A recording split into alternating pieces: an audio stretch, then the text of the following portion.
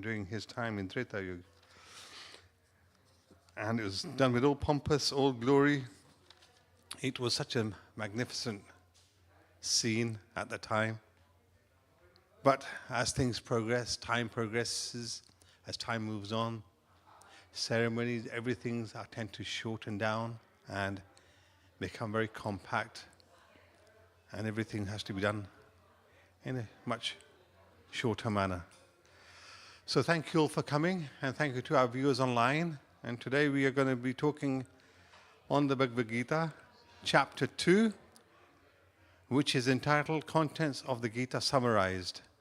Well, we're not going to do all the chapters, not all the verses, but we're going to do one specific verse, which is 2.34. So everybody knows where this Bhagavad Gita took place, when and where and how? Everybody aware of it? Yeah? Okay, so yeah, it's an unsightly situation where the Bhagavad Gita takes place on a battlefield. Now you think, why is someone trying to give knowledge to someone on a battlefield? But it's for our use, because we are also facing many battles every single day ourselves. And to overcome these battles, our minds sometimes tend to wander here, there. We're trying to think of things, how we can overcome all these obstacles in life that we have. And similarly, on the battlefield, Arjuna was there with Lord Krishna, and he was looking for a way out of not fighting this battle. But this battle was not any ordinary type of battle. It was a battle of righteousness, to do what the correct thing is. That's what the fighting was there for. But as it happens on the battlefield, all the people there were not just ordinary folks. They were his friends, his family, his aunt, uncles, his brothers, cousins. So he came to a point where, look, I don't really fancy fighting all these people. So, Lord Krishna, I'm not the one really up for fighting all my cousins, my relatives. So I just want to get away from it, or I want to not fight. So this is where Krishna starts to explain to him the essence of the Bhagavad Gita, the whole meaning of life, and what is life, and what is duty, and from duty, how one can elevate themselves to develop service, and that service is for the Supreme Personality of Godhead, Lord Krishna, who you can see beautifully standing on the altar there. That's everyone's duty to do loving devotional service. So, as it happens, we are in chapter 2, verse 34. I'll read out the verse. Let's read out the verse for you. Okay. Akirtam chapi bhutani. Akirtam chapi bhutani. Kasyathanti vyanti te vyam. Katyashanti te vyam. Sambhavishtaya chakirte. Sambhavisya chakirte. Maramad achitye. Maranad achitye. So we translate that. It says, people will always speak of your infamy. And for a respectable person, dishonor is worse than death. Purport by His great Divine Grace, A.C. Bhaktivedanta Swami Srila Prabhupada. Both as a friend and philosopher to Arjuna, Lord Krishna now gives his final judgment regarding Arjuna's refusal to fight. The Lord says, Arjuna, if you leave the battlefield before the battle even begins, people will call you coward. And if you think that people may call you bad names, but that you will save your life by fleeing the battlefield, then my advice is that you'd be better to die than in the battle. For a respectable man like you, ill fame is worse than death, so you should not flee for fear of your life. Better to die in the battle.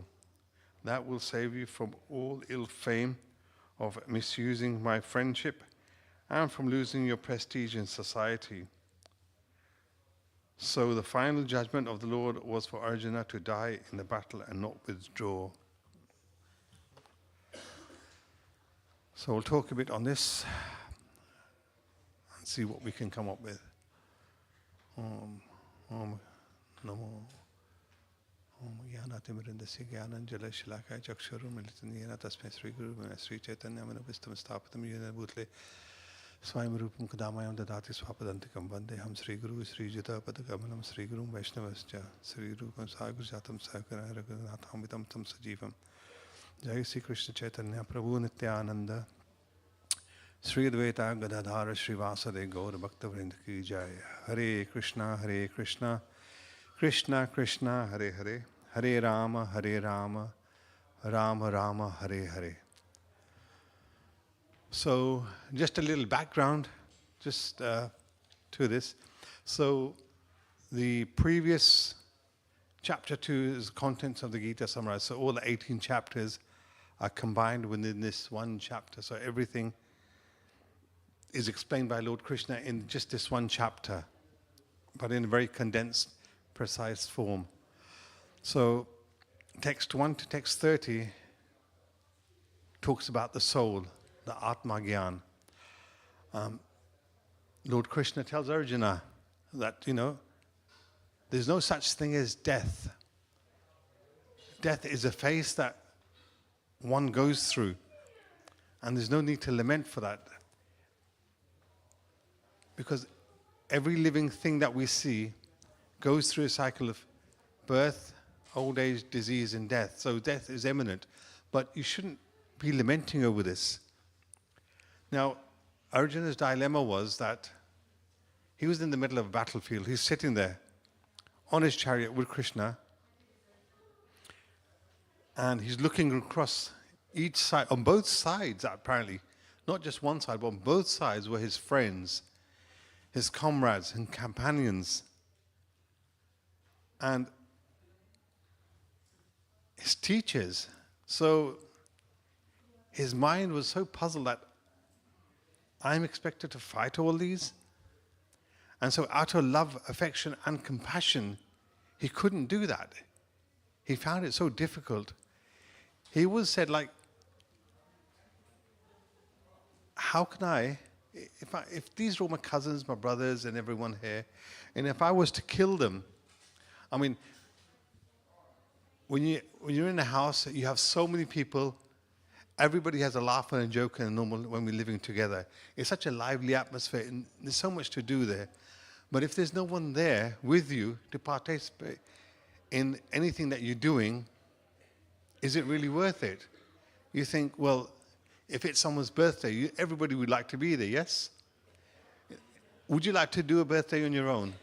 No. So in a similar way, Arjuna is saying that what is the use of this kingdom when none of my cousins will be here with me? So I don't really want to fight because, I don't want to lose them. And the thing is, if I was to fight with them, and if I was to kill them, the dynasties of all my relations, they'll all disappear. So that was his second dilemma. And then Arjuna was trying. So first of all, he told him on the type from the Atma Gyan that look, your spirit soul, your job is to fight. And now he's telling him on the Karma Yoga side, but you are a fighter. A fighter is supposed to do what? What is the duty of a fighter? Anyone wants to take a guess? A fighter is meant to fight, isn't he? That's his role. Because everyone's given a specific role to do. Like if someone's a teacher, you expect him to teach. If you have a doctor, he's expected to perform surgery on someone. And if there's a fighter, he's meant to fight. That's what he's there for. So Krishna said, your duty as a fighter is to fight. Because everyone, as I just said, everyone has a duty to do something. Whether it's a mundane duty, whether it's just like the wife at home, looking after the kids, cooking, cleaning, she has a duty. A teacher has a duty of teaching the children. A fighter has a duty of fighting. A doctor has a duty of saving people. So everyone has their own individual duty. So everyone's duty, everyone's, as we call it, svadharma, is based on psychophysical nature. Now, if somebody asked me to perform a surgery on someone, I'd say, absolutely no, that's not my nature. I couldn't do that. I'm not the one who likes the sight of blood, put it that way. So it'd be no. But there might be someone else who's saying, yeah, you know what, I can perform a simple surgery. So, and someone can say, I'm really good at teaching. I can teach people. And the other people that might be really good at cooking. So everyone has their own, what do you call it? Speciality kind of thing. They're good at something. So everyone has their individuality. So in that sense, Krishna is saying your duty as a fighter is to fight. So Krishna gives him all the pros and cons, and so does Arjuna. They have all these pros and cons between them, saying that I want to fight. Yes, I want to fight for the right reason, but I don't want to lose my cousins, my nephews, and my teachers and my uncles. But Krishna is saying, yes, you should fight them because you're doing it for the right reasons. Because you're fighting irreligion. You're fighting for the right truthfulness. This is what you're fighting for. And so you should do your duty as a fighter. Now, fighters, once they're given the chance, they will always fight. That's the whole idea of being a fighter. Now, Lord Arjuna was a very accomplished fighter. He won many battles. He wasn't fearful of anyone. In fact, people were fearful of him because he was such a good fighter. He was such a good archer.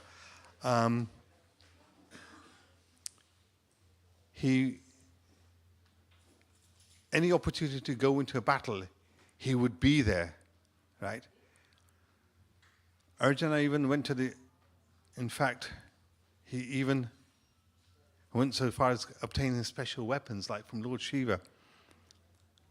The Pushpapatra Shastra, he got that from Lord Shiva. And even his own teacher, Dronacharya, he was astonished what sort of pupil that Arjuna was, that he'd actually given him a weapon that he could kill his own teacher. So he was such an expert fighter, he got to such a state that he was well renowned everywhere. Therefore, he, as a fighter, he had to fight. Now, he comes up to this opportunity in the battlefield, trying to run away. Now, would you say he should run away?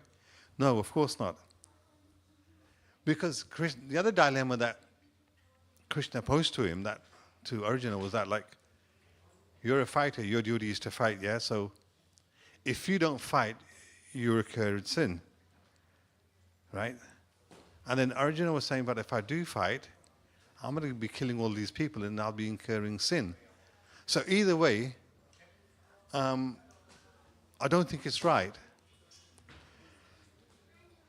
But then Krishna says to Arjuna, listen, you need to fight because more than fighting, what's of more value to you? If you have a fighter who's such a champion fighter and he's asked to fight, now, when you see these wrestling matches, yeah, you have the fighters in there. Now, if there's going to be a big match is going to take place, and all of a sudden the opponent, your opponent is standing there, he's much weaker than you, he's not very good, and you're, say, the top-ranking fighter, and if you see in the ring, then you think, no, I don't want to fight him. I'm scared of him. He might beat me up. Would that be the right attitude for a fighter when he goes in the ring? No, you'd expect the top fighter to go into the ring and fight, and that's what he should be doing, because his reputation is at stake. And this is exactly the same thing when we come onto this verse 34. is what Krishna was trying to explain to Arjuna. He explained to him philosophically that about the soul, that even if you kill the soul, there's no death for the soul will be reborn and they'll carry on living. It's just the outer covering of this body that dies. The soul will carry on. But even to that effect, Arjuna didn't want to fight. And then he took it one step further. So now you're a fighter, you fight, because what's more important is your reputation. Anyone's reputation is very important. We realize, like, you know, when we say, what do people know? What do you think is the interpretation of the word famous? Any guesses? Anyone wants to guess? What does famous mean to them? Anyone? There's no right or wrong answer. I just want to see what everyone's thoughts are. There's no... Anything? Anybody want to take a guess? Famous? What does I mean, who do you think is famous? Absolutely. Someone who's well known. Well known, well respected. And what about the opposite of that? Someone infamous. What does infamous mean?